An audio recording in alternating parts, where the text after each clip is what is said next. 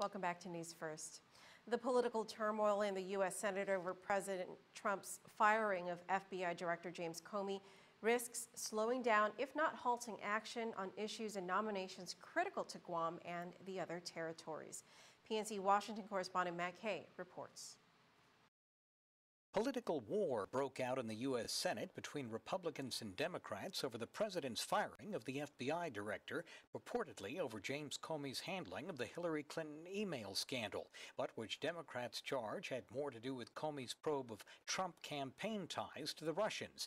Democrats are calling for new investigations, including a special prosecutor to take over the Russia investigation and look at the firing of Comey, invited to testify here next week. The crisis is expected to further limit party cooperation and slow down the president's legislative agenda, including health care and tax and immigration reform, all important for Guam and could further delay nominations. Key for Guam and the territories is the still vacant post of Interior Assistant Secretary for Insular Affairs.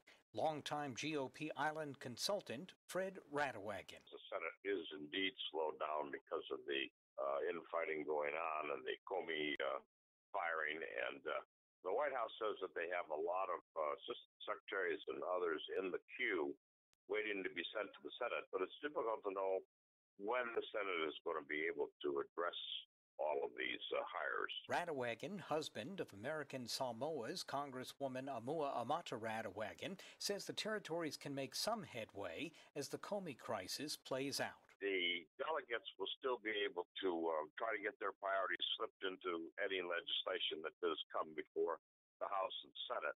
And the Interior Department can continue to function under a longtime director, Nick Pula, but no new policies are going to be able to be put in place until we get some people at the policy-making level. Radawagan says he hasn't heard of any White House movement in nominating an Interior Assistant Secretary for the islands, even though several candidates, including from Guam and the CNMI, have been rumored. Interior Secretary Ryan Zinke recently vented his frustration over nomination delays, calling out the Office of Presidential Personnel. On Capitol Hill, Matt Kay for PNC News.